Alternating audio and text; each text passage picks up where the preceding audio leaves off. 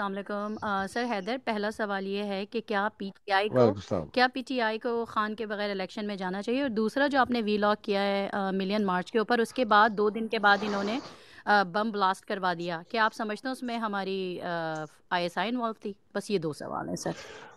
بہت بہت اچھے سوال ہے۔ دیکھیں جی، عمران خان کے بغیر الیکشن بالکل بے معنی ہے، اور یہی قسم کی یہ کوشش کر رہے ہیں۔ ان کو جو ڈیل آفر کی گئی تھی، یہ میں آپ کو بتاتا ہوں، محمد علی درانی جو چھلانگے چھلونگے مارتا پھر رہا تھا، اور باقی لوگ، ڈیل کیا آفر کی تھی؟ عمران کو کہا تھا تم الیکشن سے دستبردار ہو جاؤ، بہتر یہ ہے کہ تم ملک سے باہر چل جاؤ، لیکن اگر تم ملک میں نہیں رہتے ہو، تم کہتے ہو جی میں ملکی مفاد میں اور یہ میں الیکشن سے میں دستبردار ہوتا ہوں، میری پارٹی کو الیکشن لڑنے دیں۔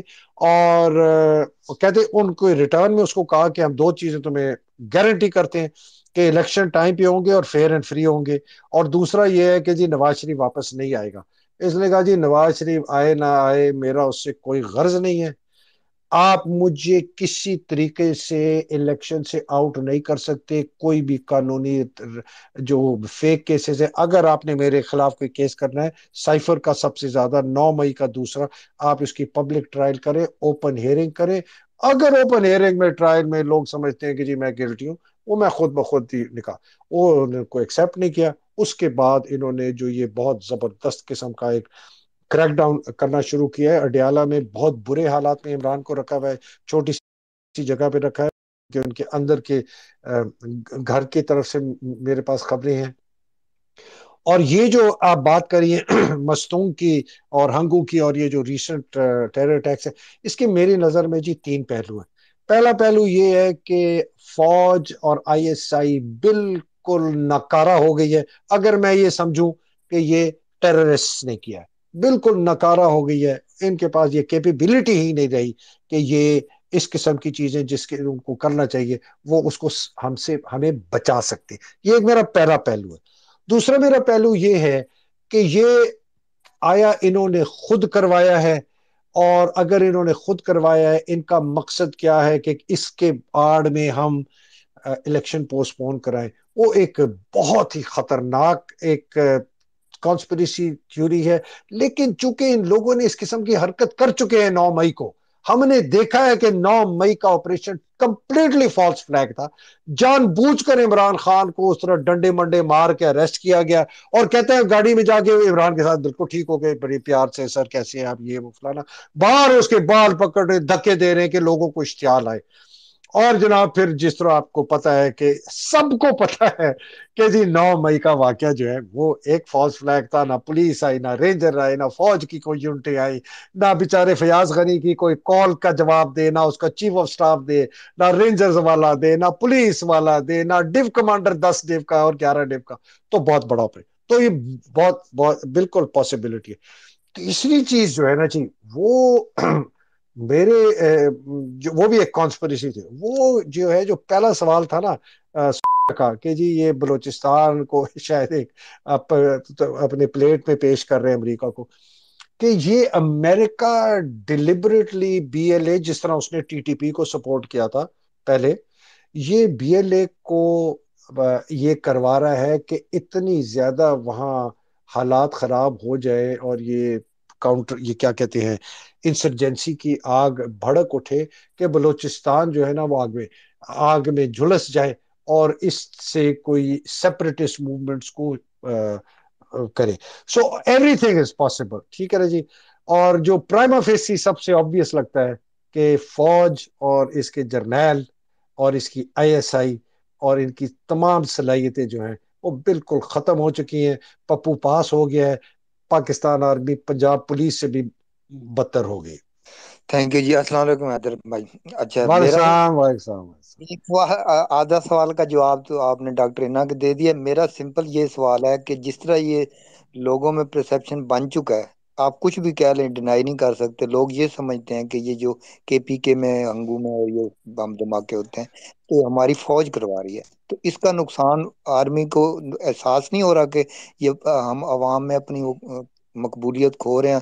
یا اس کے لیے وہ کیوں نہیں لوگوں کو ایسی بتاتے کہ جیسے آپ اندھے بتائیں؟ اندھے گونگے، اندھے گونگے بہرے ننگے باندر، یہ اندھے گونگے بہرے ننگے باندر 1971 میں بھی تھے، یہی جرنیل.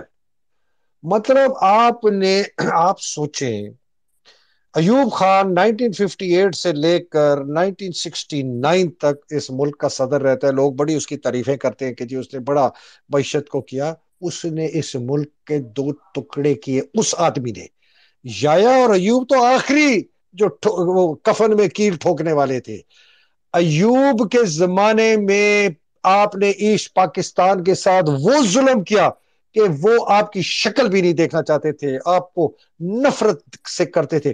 آپ کو پتا ہے کہ مجیب الرحمان کا 6 پوائنٹس جو ہے وہ 1966 میں آیا ہے، 1966 میں، ایوب خان کے جانے سے 3 سال پہلے، کہ ہمیں آزادی چاہیے، ہم آپ کو صرف 3 چیزیں دیں، ہم آپ کو دفاع دیں گے، فورن افیئرز دیں گے اور کرنسی دیں گے، باقی سارے معاملات ایسٹ پاکستان علیحدہ کرے گا، ویسٹ پاکستان علیحدہ کرے گا. آپ کو یہ پتا ہے کہ 1952 میں جگتو فرنٹ جو تھا ایسٹ پاکستان میں، جب پروونشل الیکشن ہوئے، انہوں نے 99% سیٹیں جیتی، اور ان کا بھی جو بیانیہ تھا وہ یہ تھا پاکستان کی سینٹرل گورنمنٹ صرف دفاع، فورن افیئرز اور کرنسی رکھے گی. یہ میں 1952 کی بات کر رہا ہوں. آپ نے یہ ساری آوازیں نہیں سنی، اور آپ نے جا کے ان کو کہا کہ یہ گٹھے ہیں، یہ کالے ہیں، یہ کمزور ہیں، یہ کمی ہیں، یہ کمار ہیں.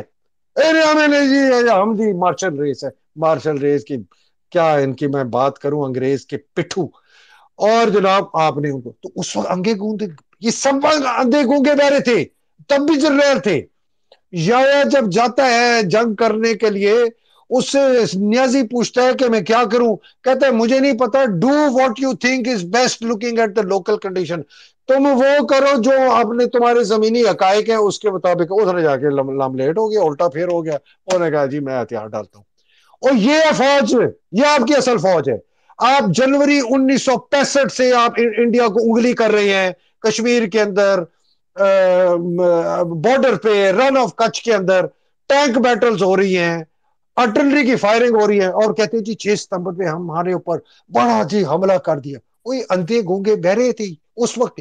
آج بھی وہ اس وقت تو چلو شاید کوئی تھوڑے پڑھے لکھے افسر شفسر تھے، اور یہ تو بالکل ہی یہ تو میں تو کہتا ہوں یہ پتہ نہیں نالی کے پتہ نہیں کیا ہے. ان کے پاس تو عقل ہی نہیں ہے. عاصم منیر خود سائیکوپیتھ ہے. لوگ کہتے ہیں اس کی آپ کیوں بات کرتے ہیں، میں نے کہا یہ ایک بہت ہی ایک ڈپرائیوڈ خاندان کا اولاد ہے. باپ نے اس کو پالا نہیں، ماموں نے اس کو پالا جو کہ بہت کرپٹ آدمی تھا. اجاز امجد کا بڑا دوست تھا اس کا، باجوے کا سسر. اس کی وجہ سے، دوستی کی وجہ سے، اجاز امجد جو ہے باجوے کو کہہ کے اس کو اوپر کھینچتے رہے، اور باقی اور اجاز امجد کے اور بھی بڑے ہیں، وہ میں انڈیپینڈنٹ ویلاگ کروں گا.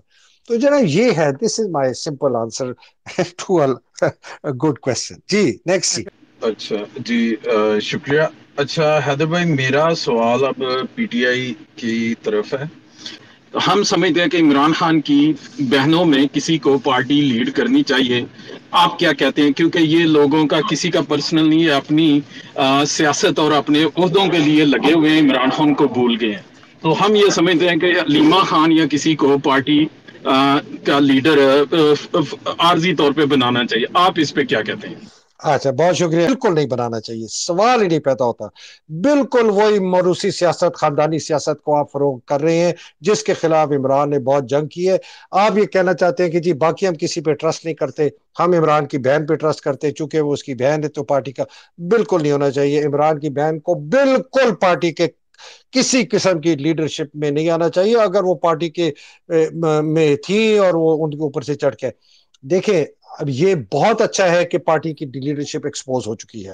یہ بہت اچھا ہے کہ جتنے لوگ گندے تھے وہ سامنے آ گئے ہیں، اور اب ایک آرگینک اپنی بالکل تیزاب سے دھلی ہوئی جو ہے نا ایک لیڈرشپ ایمرج کرے گی. اور اسی طرح یہ بہت بڑا زبردست موقع ہے اس پارٹی کے لیے کہ اس کی آرگینک لیڈرشپ ایمرج ہو، اور وہ پھر اس پارٹی کو آگے چل کے لے کے چلے. جب عمران رہا ہوگا انشاءاللہ پارٹی میں واپس آئے گا، حکومت کرے گا، اس کو سب سے پہلے اپنی پارٹی کی تنظیم نو کرنی ہے. عمران کی سب سے بہت غلطیوں میں سے جو ایک بہت بڑی غلطی ہے، اس نے پارٹی کو اس کی تنظیم نہیں کی، منظم نہیں کیا.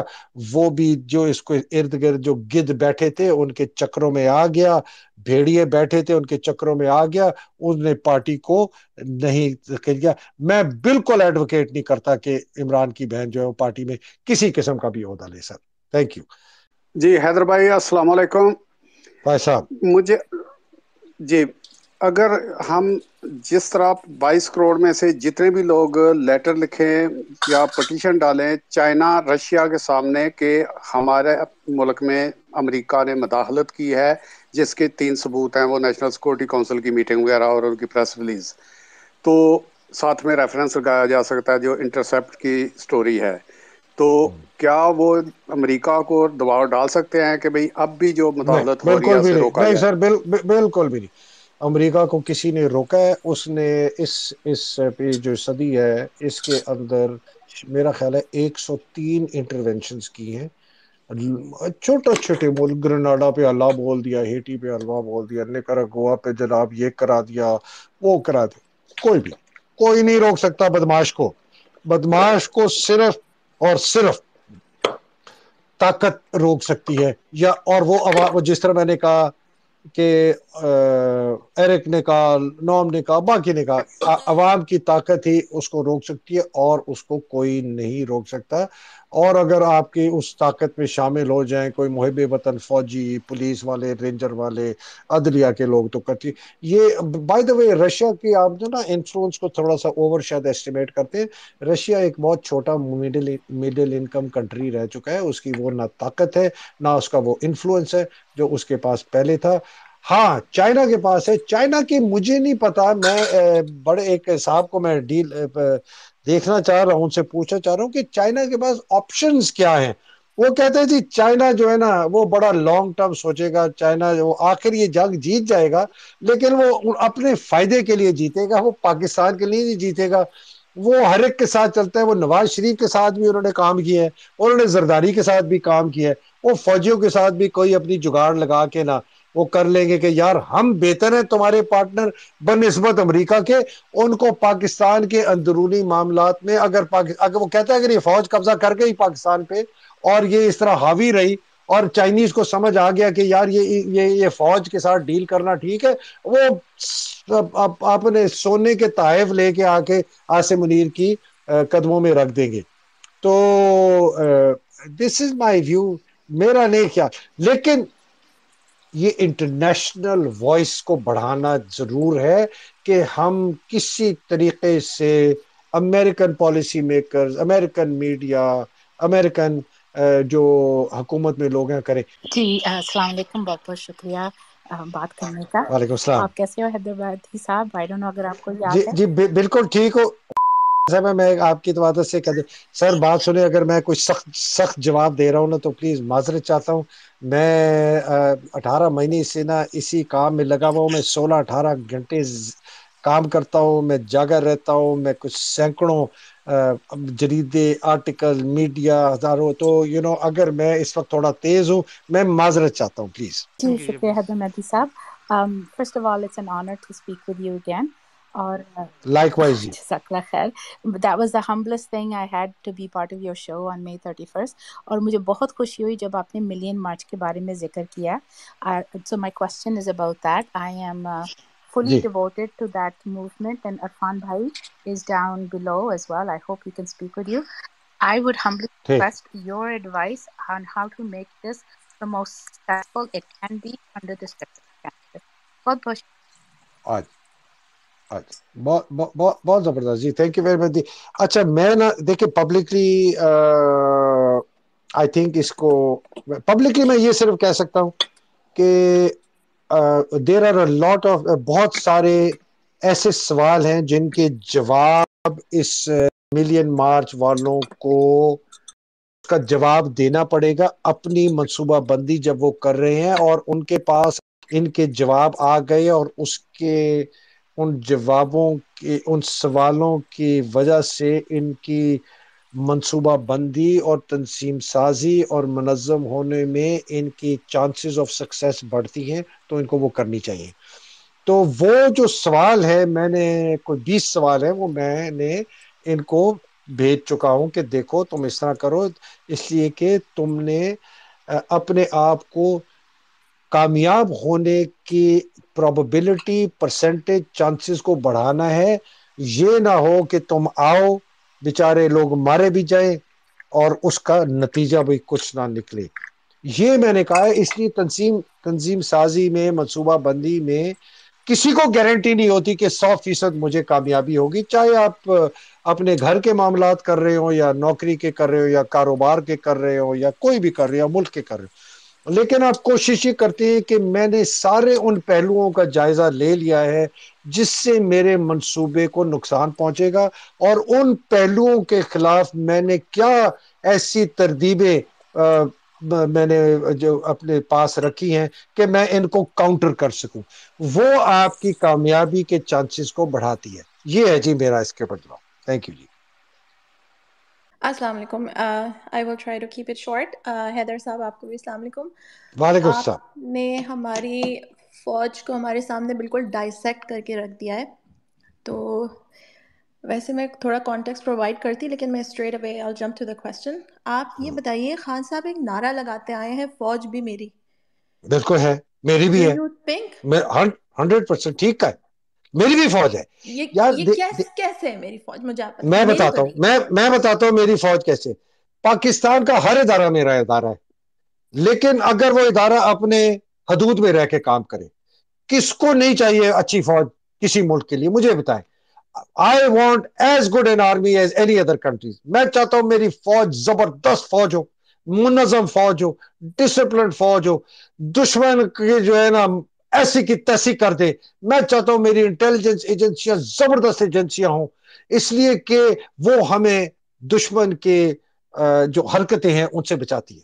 کون نہیں چاہتا؟ میں بھی چاہتا ہوں، آپ بھی چاہتی ہیں، پورا ملک چاہتا ہے کہ ایک ایسی فوج ہو۔ ہمیں ایک فوج یہ، لیکن ہمیں ایسی فوج نہیں چاہیے جو کرائے کا گریلا ہو، جو ملک پر قبضہ کرے، جو ملک کو بیچ دے، جو غیر ملکی ملکوں کے ساتھ مل کے اس ملک کے خلاف کانسپریسی کرے۔ ایسی ہمیں فوج نہیں چاہیے جو ڈاکو لٹیروں کو جرنیل لے کے آ کے ہمیں اور پر بٹھاتے ہیں، جنہوں نے 30-35 سال سے اس ملک کو لوٹا اور ابھی بھی لوٹنا شروع کرے۔ تو جب ہم کہتے ہیں کہ جی یہ فوج ہماری ہے، تو میں کہتا ہوں the institution of the army is mine. میں اس کے اندر جو دیکھیں جی، میرا ایک بیٹا ہے، مثال کے طور پر میں اس کو کہتا ہوں یہ میرا بیٹا ہے، وہ ہے شرابی ہے، چور ہے، اچکا ہے، بدماش ہے، ہر قسم کی اس کی، لیکن ہے تو میرا بیٹا نا۔ لیکن میں اس کی یہ حرکتیں مانتا ہوں؟ نہیں، میں نہیں مانتا۔ میں اس کو ٹھیک کرنے کی کوشش کروں گا، وہ ٹھیک نہیں ہوتا میں اپنے آپ کو علیحدہ کر دوں گا۔ اگر میں بہت ہی ظالم باپ ہوں، میں گولی سے مار دوں گا کہ یار تو اس دنیا میں نا تو ناسور ہے، تجھے زندہ رہنے کی ضرورت نہیں ہے تو میرا بیٹا۔ تو یہ آپ پلیز، ایک تھیوریٹیکل کانسیپٹ ہے، فلسافیکل، اور ایک پریکٹیکل ہے۔ تو یہ دونوں جو ہیں یہ ایک دوسرے کے تضاد میں نہیں ہیں، یہ ایک ساتھ ہیں۔ پولیس بھی ہماری ہے، بیوروکریسی بھی ہماری ہے، جوڈیشری بھی ہماری ہے، الیکشن کمیشن بھی ہمارا ہے، لیکن اس قسم کے نہیں جو یہ ہیں۔ وی آر فائٹنگ کہ یہ ان کی حرکتیں، ان میں کس قسم کے لوگ اوپر آ گئے ہیں، ان کا بیہیویئر کیا ہے، ہم اس کے خلاف